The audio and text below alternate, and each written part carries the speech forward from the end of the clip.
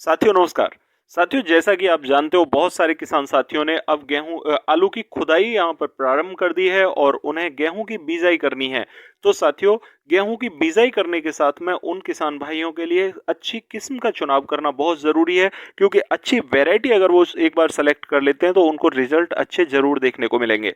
यहाँ पर कुछ सावधानियां बताऊंगा और कुछ वैरायटियों के बारे में बताऊंगा कि जो अच्छी वैरायटी हैं उनमें से आप किसी भी एक वैरायटी का चुनाव करके अच्छे रिजल्ट ले पाओगे।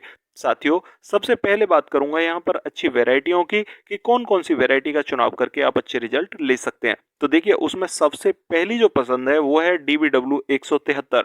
पिछेती बीजाई करने में अगर आप DBW 173 का चुनाव कर लेते हैं तो ये गजब के रिजल्ट देगी। इसके पीछे कारण भी होता है कि अगर हम पिछेती बीजाई करते हैं तो पिछेती बिजाई हमें थोड़ा सा समय लेती है पकवार में।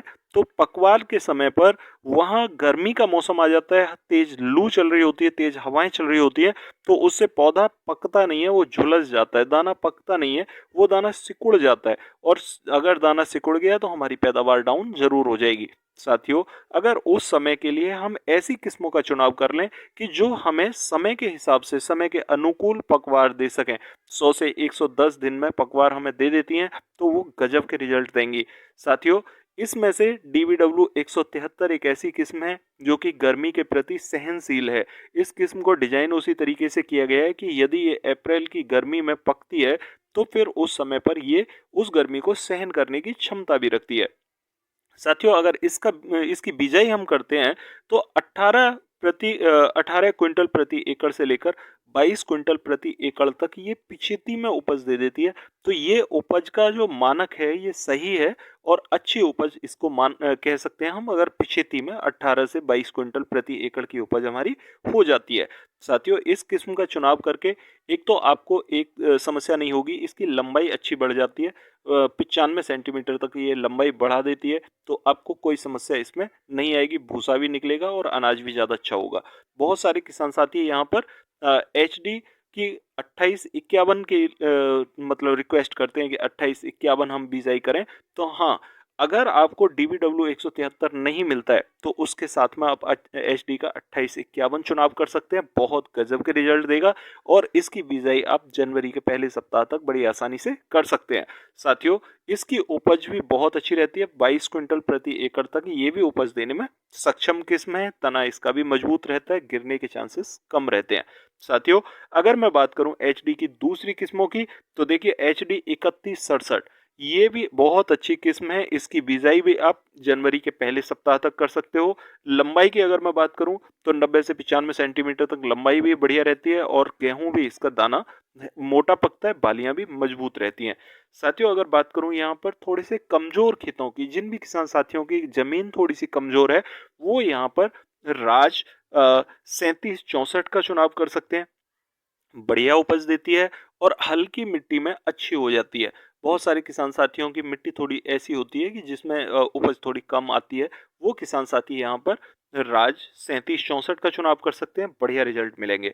साथियों WH की अगर मैं बात करूं तो WH में 1124 बढ़िया वेराइटी है और WH 1021, इन दोनों में से अगर कोई भी एक किस्म मिल जाती है तो ये किस्में भी अच्छी हैं। आप अपने क्षेत्र के हिसाब से इन दोनों किस्मों में से भी किसी भी एक किस्म का चुनाव कर सकते हैं। साथियों अगर मैं बात करूं यहाँ पर बीजाई की मात्रा की तो आपको यहाँ पर 50 किलोग्राम बीजाई करनी है प्रति एकड़ के हिसाब से मशीन के जरिए से, और यदि आप हाथ से बुरकाव कर रहे हो छिट्टा विधि से तो आपको 60 किलोग्राम बीज प्रति एकड़ जरूर डालना होगा, क्योंकि जर्मिनेशन कम होने के कारण हमारे खेत में पौधे कम रह जाते हैं, उसकी वजह से हमें यहाँ पर ज़्यादा समस्याएं देखने को मिलती हैं, इसीलिए हमें बीज को थोड़ा ज़्यादा मात्रा में डालना चाहिए। बहुत सारे किसान साथी कहते हैं कि हमारे पास में पिछले साल का बीज रखा हुआ है, क्या उसकी बिजाई कर सकते हैं? हाँ उसकी बिजाई आप कर सकते हो। और अगर आपका गेहूं थोड़ा घुना हुआ भी है, ठीक है, तो आप 60 किलोग्राम प्रति एकड़ के हिसाब से ही बीज डालो, वही सफिशिएंट रहेगा, उससे ज़्यादा डालने की ज़रूरत नहीं है। बहुत सारे किसान साथी जो पिछले साल का बीज होता है उसका ट्रीटमेंट नहीं करते। साथियों ट्रीटमेंट जरूर किया करें। बीज को ट्रीट करने के लिए आपको कार्बेंडाजिम 12% और मैनकोजेब 63% की 2 ग्राम प्रति किलो क्वांटिटी लेनी है, ठीक है। यानी कि 60 किलोग्राम बीज को ट्रीट करने के लिए आप 100 ग्राम कार्बेंडाजिम मैनकोजेब ले लो। ज़्यादा से ज़्यादा 35-40 रुपए का पड़ जाता है और इतनी मात्रा लेकर आप बड़े अच्छे आराम से रिजल्ट ले सकते हो। तो इतनी मात्रा के साथ में ट्रीट अगर आप कर दोगे तो आपको अच्छे रिजल्ट देखने को मिलेंगे। बहुत सारे किसान साथियों ने देखा भी है कि पानी लगाने पर सिंचाई के समय पर गेहूँ में फंगस ज़्यादा आ रही है।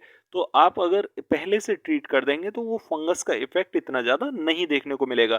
कुछ मेरे साथी कहते हैं कि गेहूँ का बीज हम अगर बाहर से लेकर आए हैं तो वो ट्रीटेड होता है। तो देखिए मैं आपको बता दूं कि वो ट्रीट उसी समय किया होता है जब वो पैकिंग कर रहे होते हैं और उसकी जो समय सीमा होती है वो 1 महीने 2 महीने 3 महीने तक रहती है, उसके बाद में वो खत्म हो जाती है। इसलिए आप अपने यहाँ पर अपने हाथ से उसे ट्रीट कर लो, कोई प्रॉब्लम उसमें नहीं आती। ठीक है। ट्रीट करने की विधि क्या है? हल्के बहुत मामूली पानी के छींटे लगा के आप उस पर सीधे सीधे कोट कर दो दवाई को और कोट करने के बाद में उसे एक रात फैला रहने दो और सुबह बिजाई कर दो उसकी खेत में। टेंशन खत्म। ठीक है। और बहुत सारे किसान साथी पूछते हैं कि क्या हम कीटनाशक भी इसके साथ में लगा सकते हैं? तो देखिए कीटनाशक खेत में लगाने के लिए आप उस खेत में कीटनाशक लगाओ जिसमें दीमक का प्रभाव हो। ठीक है। और उसके लिए आप ज्यादा कुछ कीटनाशक लगाने की जरूरत नहीं है।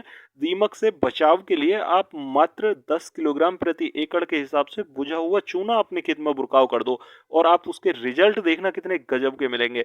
बहुत सारे किसान साथी कहना चाहते हैं कि बिजाई से पहले अगर हम कुछ लगाएं तो क्या लगाना चाहिए? तो देखिए मैं आपको सजेस्ट करना चाहता हूँ 5 से 6 किलोग्राम आप यहाँ पर हरा कसिस यानी कि फेरस सल्फेट। ठीक है। फेरस सल्फेट 5 से 6 किलोग्राम, चूना 10 किलोग्राम प्रति एकड़ के हिसाब से और सरसों की खली अगर आपके पास है तो 15 किलोग्राम प्रति एकड़ के हिसाब से सरसों की खली को थोड़ा बारीक कूट के अपने खेत में बुरकाव कर दो और बुरकाव करने के बाद में अच्छे से पाटा लगा के अपने खेत में जुताई लगा दो। जुताई लगाने के बाद में तब आप बिजाई करो अपने गेहूं की। देखना क्या गजब के रिजल्ट देखने को मिलेंगे। सरसों की खली यहाँ पर बहुत टॉप के रिजल्ट देगी। और अगर आप बीज का ट्रीटमेंट कर देते हैं तो दाने का फुटाव बहुत अच्छा होगा, फंगस से पौधा बचा रहेगा। और अगर किस्म का अच्छी का चुनाव कर लेते हैं तो आपको लास्ट के समय पर बहुत ज़्यादा समस्याओं का यहाँ पर सामना नहीं करना पड़ेगा, आपकी उपज अच्छी रहेगी। साथियों आशा करता हूँ आप मेरी बात समझ पाए होंगे। फिर भी अगर आपकी कोई क्वेरी हो तो कमेंट बॉक्स में ज़रूर पूछना और अगर चैनल पर नए आए हैं तो चैनल को सब्सक्राइब ज़रूर कर लें ताकि नई वीडियो का नोटिफिकेशन आपको सबसे पहले मिल सके। तो मिलते हैं फिर अगली वीडियो में, तब तक